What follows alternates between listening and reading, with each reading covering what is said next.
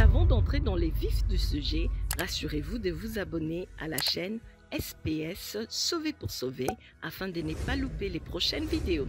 Et n'oubliez pas s'il vous plaît de partager, liker et de nous laisser un commentaire. Que Dieu vous bénisse. Bonjour à tous, je suis Sandra Benaglia-Smith et je viens de Francfort Apostolic Ministries. Voici mon histoire surnaturelle. J'ai grandi dans un foyer catholique très strict il y a longtemps, avec 3 grandes sœurs et un père très abusif, mentalement, émotionnellement, physiquement et sexuellement pour moi. Pas pour mes sœurs aînées, mais seulement pour moi. Je suis donc devenue une personne qui ne savait pas qui elle était. Je ne connaissais pas mon identité et l'évasion est devenue ma portion. À l'âge de 18 ans, je fuis le foyer. Mais bien sûr, je suis finalement retournée à la maison, ce qui a rendu les choses encore pire pour moi. Cependant, pour échapper définitivement à la maison, j'ai fini par me marier juste pour sortir de chez moi et échapper aux abus.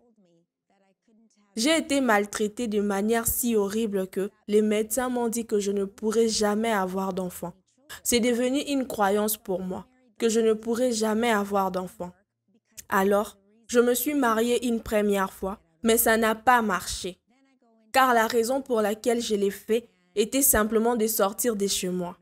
Ensuite, je suis entrée dans un deuxième mariage, qui était également très abusif.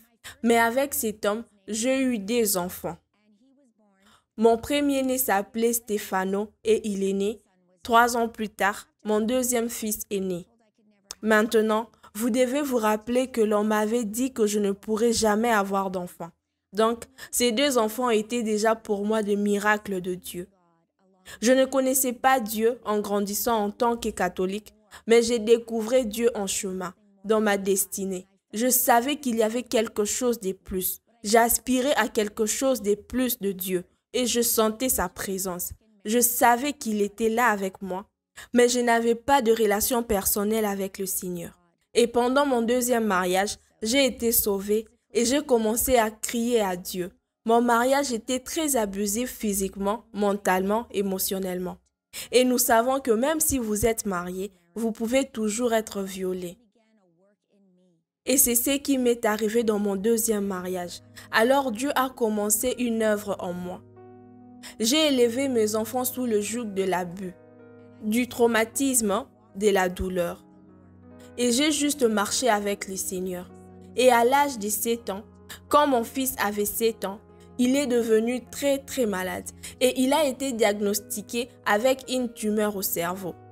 Maintenant, la tumeur a été trouvée dans sa colonne vertébrale, mais la colonne vertébrale et le cerveau sont considérés comme un seul. Donc, ils l'ont appelé une tumeur au cerveau et c'était cancéreux. Et il n'avait que 7 ans à ce moment-là. Ma vie a commencé à prendre un tournant pour le pire. C'est à ce moment-là que toute ma vie a changé. Et il était très malade.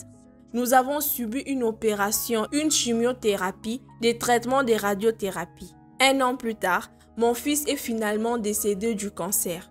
J'étais brisée, j'étais dévastée et je ne comprenais pas les choses de Dieu à ce moment-là. Même si j'étais croyante, je ne comprenais pas les choses de Dieu. Je ne comprenais pas la maladie, je ne comprenais pas la délivrance, je ne comprenais pas la guérison. Je ne comprenais rien de tout cela.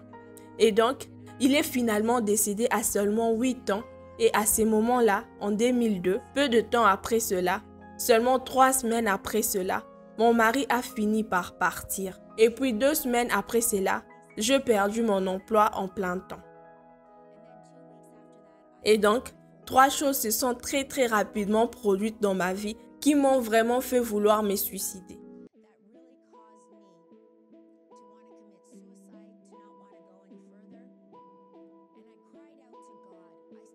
Ne plus vouloir aller plus loin. Et j'ai crié à Dieu. J'avais toujours mon deuxième fils, Claudio, qui n'avait que 5 ans. Et j'ai crié à Dieu. Je lui ai dit, Seigneur, je ne comprends rien de tout cela.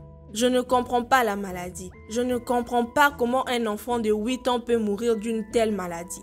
Tu aurais dû me prendre à sa place. et j'ai crié à Dieu. Peu de temps après cela, on m'a demandé d'aller à une conférence prophétique. Et je ne comprenais pas ça non plus à l'époque. Je ne comprenais pas le prophète, je ne comprenais pas la prophétie, mais le Seigneur me pressait d'y aller.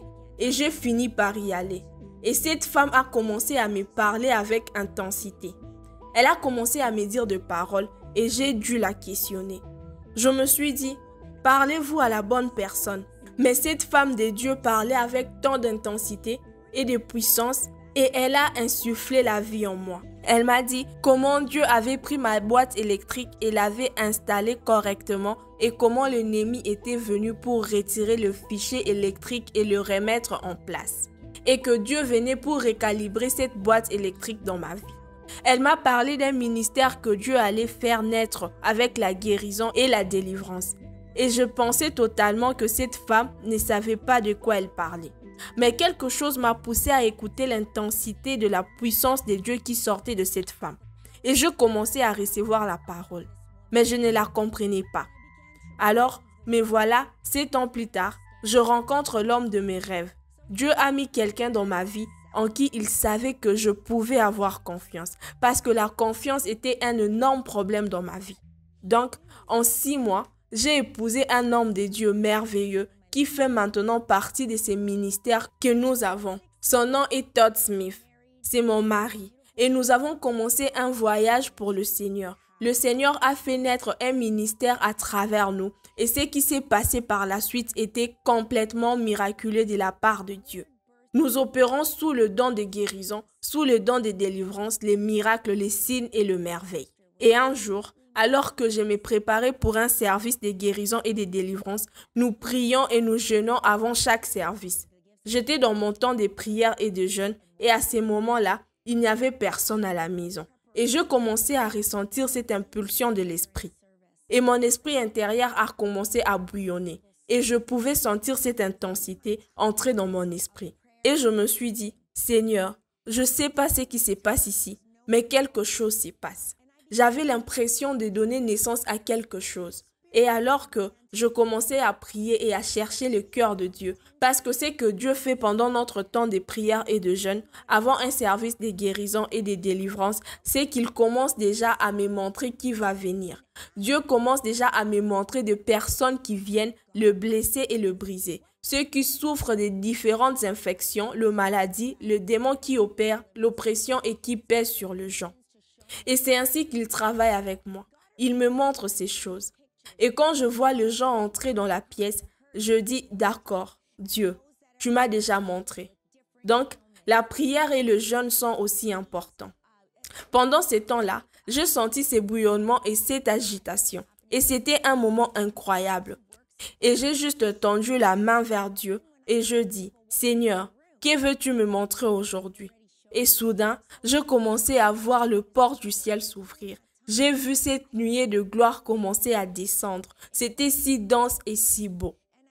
J'ai senti la présence de Dieu si puissamment. J'ai senti la fragrance de Dieu. Je pouvais sentir le Saint-Esprit dans la pièce. Et puis j'ai vu un ange descendre de cette porte qui s'était ouverte. Il est descendu dans cette nuée et j'ai vu ses tonneaux, comme une coupe qu'il tenait. Et il a commencé à verser cette huile chaude sur mon front. C'est ce que je voyais dans l'esprit. Et l'huile m'a juste enveloppé et a coulé sur moi. Et j'étais juste dans un tel état de gloire de Dieu. Je savais que c'était la nuée de gloire de Dieu et l'huile du ciel qui s'était ouverte. C'était l'onction de Dieu. Et j'ai entendu dans l'esprit, « Fille, je tourne pour ressusciter de ventre stérile et le rendre fécond. » Et puis, peu de temps après cela, j'ai entendu sa voix à nouveau. Et cette fois, tout ce qu'il a dit était « cancer ».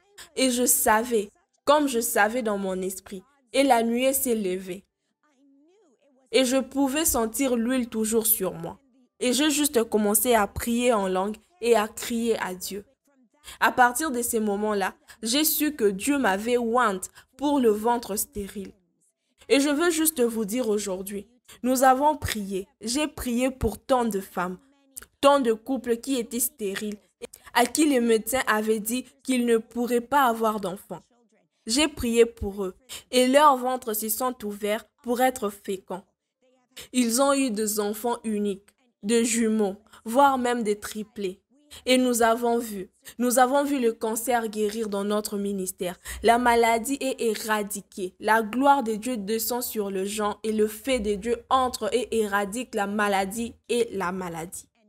Aujourd'hui, vous pouvez être libérés si votre ventre est stérile. J'ai pris maintenant par l'Esprit de Dieu que le Seigneur, droit dans le Saint-Esprit, le feu de Dieu, mettez votre main sur votre ventre, que le feu de Dieu entre et que je commande à votre ventre d'être fécond au nom de Jésus. Et je prends autorité sur chaque maladie et sur chaque maladie en ces moments. Spécifiquement, s'il y a ceux qui souffrent du cancer et que le médecin vous a donné un mauvais rapport, en ces moments, levez simplement vos mains vers le Seigneur et recevez comme un point de contact. Je brise ce rapport, je brise ces rapports et je commande qu'il tombe à terre. Et nous ne croyons que le rapport du Seigneur.